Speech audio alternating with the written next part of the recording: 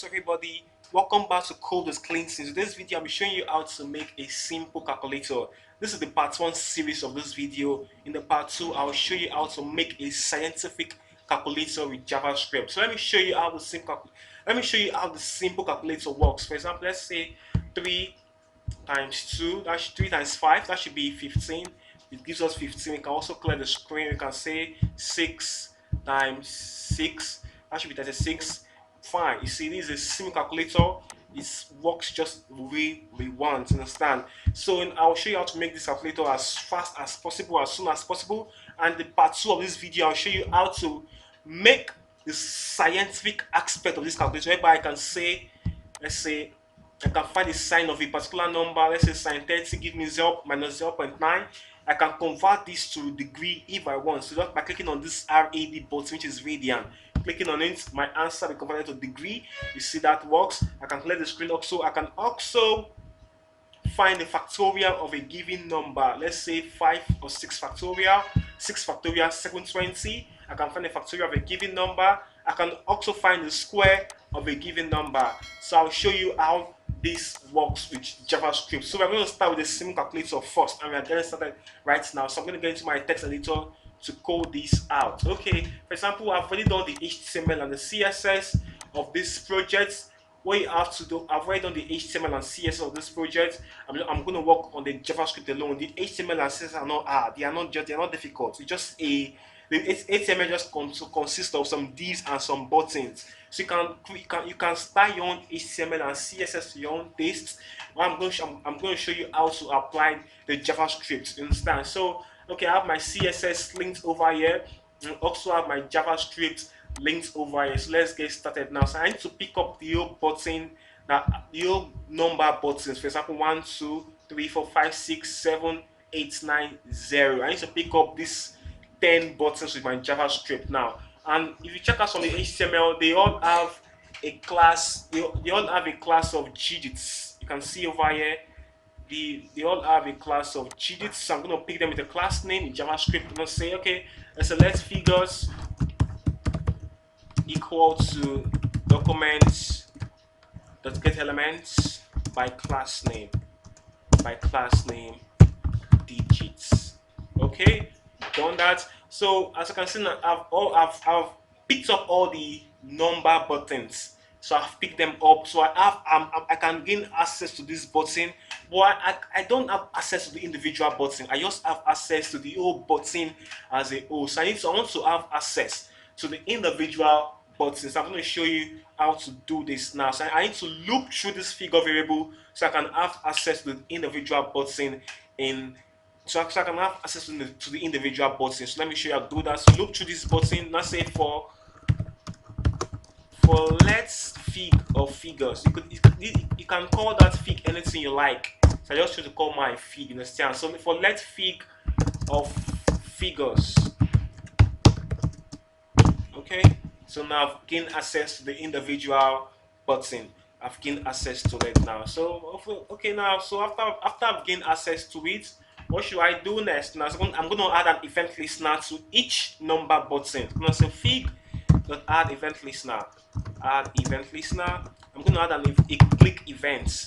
That whenever I click on any of the button, it should display the text of that button on the screen. You understand? So whenever I click on any of the buttons, it's going to display the text of the button on the screen. So I'm going to close this particular one and open the new one we're working on now. So let me open the new one we're working on. So open with Live Server. So it's coming on right now. So it's going to open very soon. Okay. So on this calculator screen we have here, I have 3 sections on this screen. Let me show you those sections. Okay, I need to go down to my CSS and unstyle some things there. I'm going to show you something. Okay, so some is done now. Yeah, so I've unstyled them.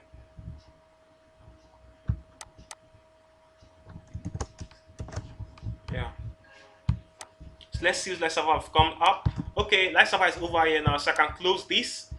As you can see, I said I have 3 sections. This black border div here helps to hold the sign. If I click on any of the trig ratios, they all come in here. So whenever I click on any of the number, any of the elements down here, it's going to come in on this right hand blue bordered div. So whenever I want to get answers, our result, so the result comes down on this bottom blue border div. You understand? So let's continue with our work now. So I'm going to call this function. So I said fig.add event listener click. So whenever I click on any of the number button, it's going to run this function whereby it's going to display the text of the button on the screen. So let me call this function. So this function is going to be input content or input figures. Okay, that's one of our function. Input figures. Okay, so I need to make this more clear, more readable. I need to make this more readable. So I'm going to add a comment here called selectors. So selectors whereby we are picking elements from our HTML instance selectors. Okay, that's it. So I'm going to call this our input function. Our input function.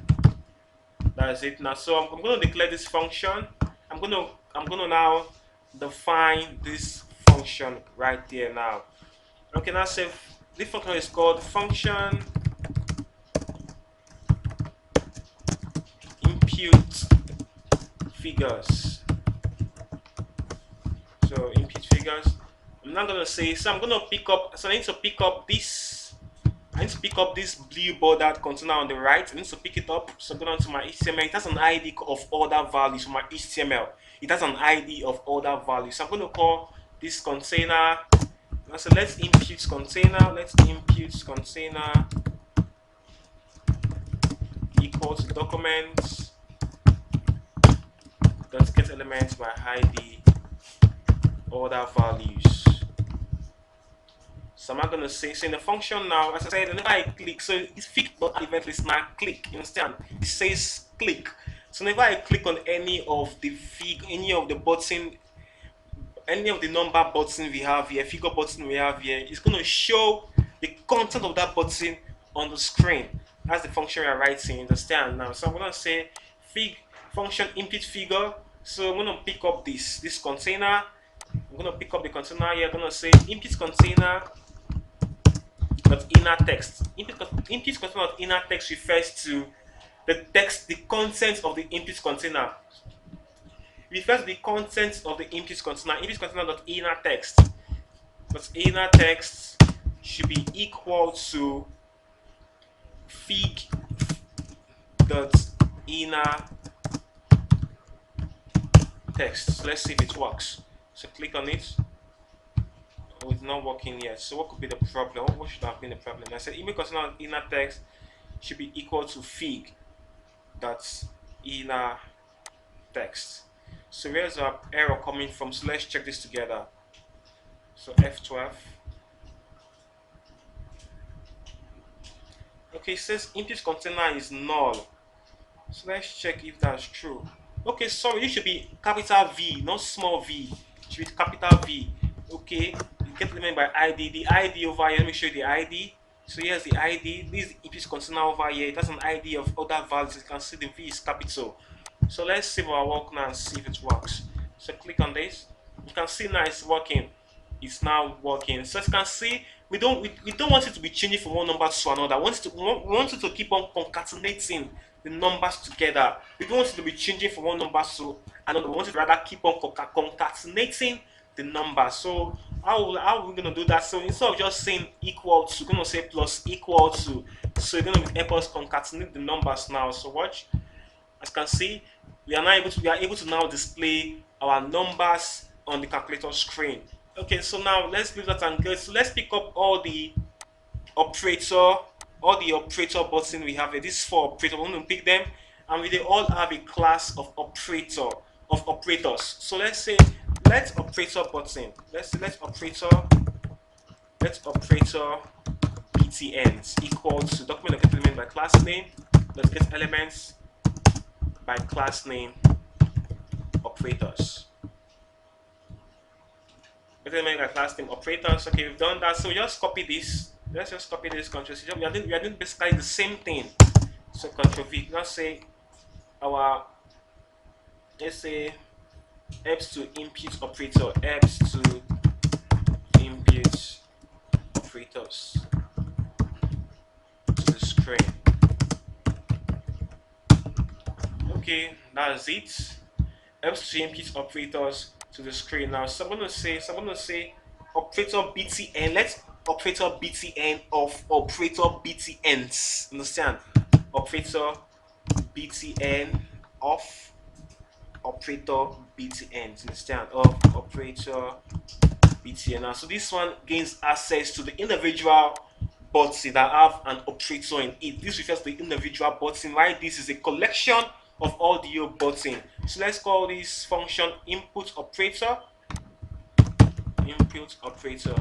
Okay, and also call this operator btn. Operator btn. Okay, operator btn. Add event listener. Click input operator.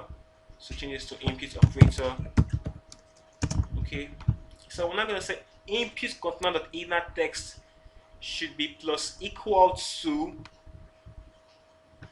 it should be plus equal to operator btn.inner text. Operator btn.inner text.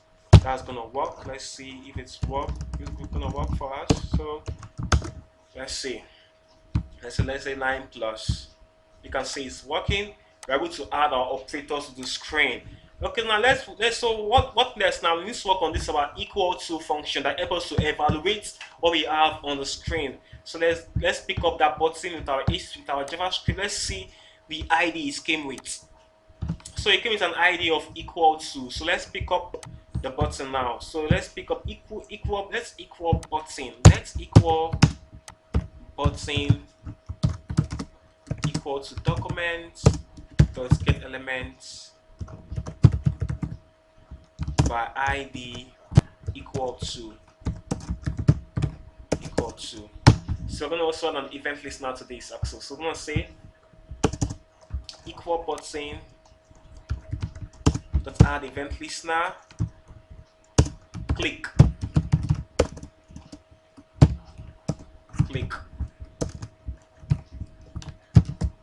Okay, we're gonna call this function evaluates. Okay, it's gonna say function evaluates. Okay, this function gonna help us evaluate what we have on the screen. Understand? So let's write the function right now. It's gonna say function evaluates. So what we're gonna say, and note, whenever we evaluate something on the screen, the results are gonna come down on this bottom blue border div. So let's pick up the bottom blue border div. Let's check out what it has an ID. Let's pick it up through its ID. So it's an ID of results. So we're gonna say results container. Let's results container equal to document dot get elements by ID result. So we're going to say result container dot inner texts. This refers to that the content of the result container div should be equal to the evaluation. Should be equal to the answer we got from evaluating what we have on the screen. Okay, should be equal to eval. So we have this JavaScript keyword called eval. It helps to evaluate JavaScript expressions. So examples of JavaScript expressions are 2 plus 2. That's an expression.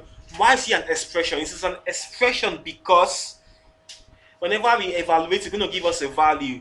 2 plus 2 is an expression because whenever we evaluate something, 3 plus 3 is an expression because whenever we evaluate them, it's going to give us a value.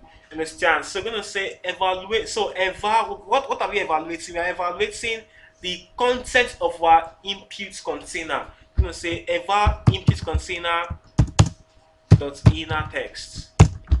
So that's this. Let's see if it works. So let's say 2 plus 2. Let's hope we get an answer. 2 plus 2 equal to 4. Perfect. You can see it's working.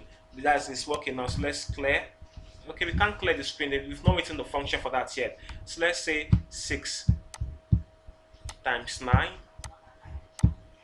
Oh, you can see it gave us. It popped. You can see there's an error. It said that this is an. It said syntax error, illegal character. Yes, it's an illegal character. This times we have here, this multiplication symbol we have here, JavaScript does not support that kind of multiplication symbol. JavaScript supports the star symbol. For example, JavaScript supports this. This is what JavaScript supports. You understand? This is what JavaScript supports, the star symbol as its multiplication sign, and not the X hashtag, and not this. JavaScript does not support this. So we're going to write an if statement in this function. We need to write an if statement over here in our input operator. We need to write an if statement there. Okay, we're going to say if inputs. Okay, if operator btn, if operator btn dot inner text is equal to something, to this. Let me copy that. I don't have it, so I have it in my HTML. So we need to copy it. Control C. So now say if operator btn dot inner text equal to that, to this here. Okay, we're gonna say input container. Copy this. Control C. Image container dot inner text will plus equal to this. Understand? So now say also JavaScript does not support this division symbol. It supports the / as a division symbol. You understand? So I'm going to write the same function, another if for that. So Control C. I'm going to say else if Control V. So now say else if operator btn dot inner text is equal. So let me copy that. It's equal this. Control C. Is equal this. Control V. So we should return this, the / that's. So now say else. Now let's put down else statement and put this inside the else statement. Control put inside the else block, not else statement. So let's see if it works now. Let's say 2 times. You can see it returns the one JavaScript support. JavaScript supports this. So now say 2 times 3 should be equal to 6. See, it's working now. Okay, let's refresh the page. We can now say 6 divided by 6, that should be 1. So let's see. You can see it's working now. So okay, well, we need to now work on our delete button. So whenever we have the numerous text on the, so whenever we have so many text here, so whenever we click on the delete button, it removes the last text from it. It keeps on removing the last digits. So let's pick up our delete button in JavaScript now. So let's check out the delete. So delete button has an ID of delete. So I'm going to say select delete button. Let's delete btn equal to Richard. Richard, come out from there. Documents. So sorry for that. So let this btn equal document dot get elements by ID deletes. I'm just gonna say delete dot add. So what this does is that, okay, let's comment this x to evaluate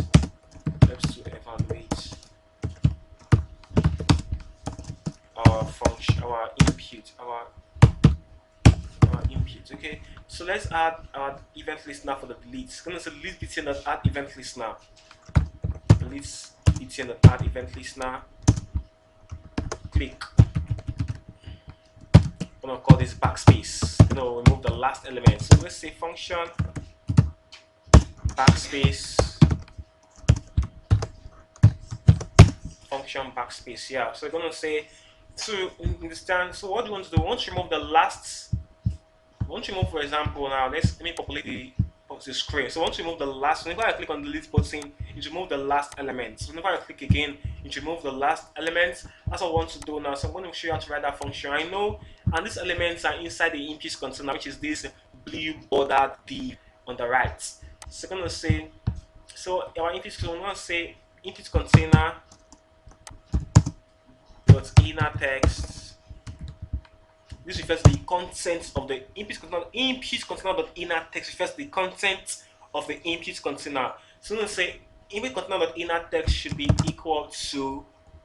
It should be equal to input container again dot inner text dot substring .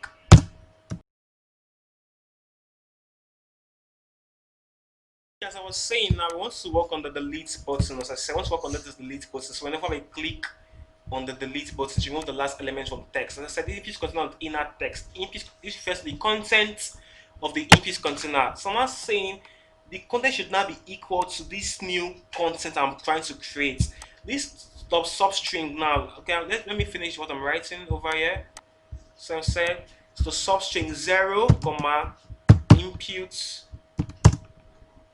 container dot inner text dot length -1. Understand now? So as I said, input container of inner text should be equal to this new input container of inner text. What this does is that it's going to return that same input we have here. What this does over here, this on my right, so Control Z, this on my right, it's gonna return that same input we have on the screen, but it's not going to include the last character. That's what it does. Understand? That's what it does. That's what it does. Simple as that. Okay, let's see if it works. Just save your work and come to live and come to the page. So let's input. So let's say 3, 2. I'm using live server. So whenever I save my work, the page automatically refreshes. You understand? So I'm gonna say 3, 2, 1. So let's click on the button. Oh no, it removes everything. No, it removes just the last element. So what did I do wrong there? Dot length. So sorry, it should be dot length, not length -1. So let's say 6, 5, 4. So we do that again. You remove 4, remove 5, remove 6. That's how it works.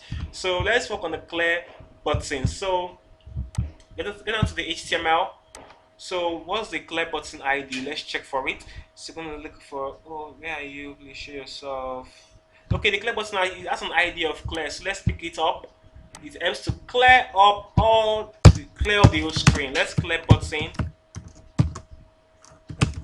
equal to document does get elements by ID clear. So we're gonna write a function for the clear. Okay, so let's call this our delete function.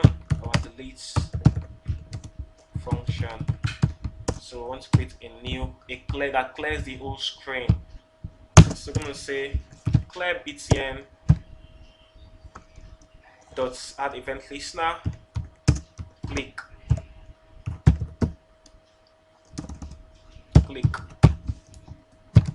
Now say it's clear all. We're gonna clear all, clear the whole screen, or let's say clear screen. Okay, function clear screen should be clear screen, not screen. Clear screen. Okay, gonna say function clear screen. So I said gonna clear the whole screen. So what are the screen? Which screen do we have here? We have this blackboard that's for the tree. Whenever I enter the tree, they all come here. This one for the random values I'm gonna enter. This is for the result. So I'm gonna pick up all these 3 elements and set them to an empty string whenever I click on the clear button. So let's pick up the trig div. So what did I call it? What did I give? Okay, this trig div. Okay, this div here. That's an ID of trig. That div helps to hold our trig ratio. That it refers to this div here. This black border div. Understand? Okay, let's do that now.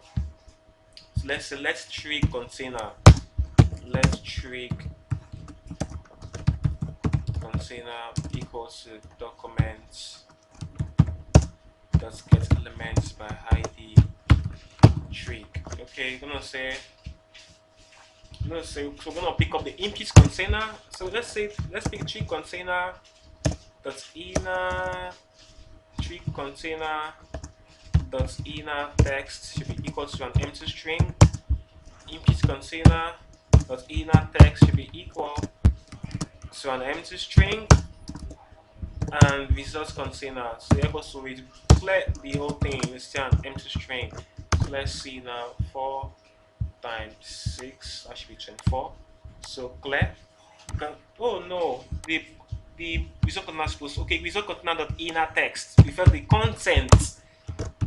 So let's see again, 8 times 6, that should be 48. So clear the screen. Perfect. That's it now. Okay, as you can see now, our calculator function is, our simple calculator is now working so fine. It's working very well now. So we are through the sim calculator, so please subscribe to my channel so you will not miss my next video. And the next video I'm going to show you how to implement the scientific notation we have here. For example, the sine, the cos, the tan, the factorial, the radian, that able to convert our answer from degree to radian or from radian to degree, the square function, the cube root, the factorial. I'm going to show you how to do this in the scientific aspects of the calculator, which is the part 2 of this one. So please subscribe so you will not miss my next video. Thank you.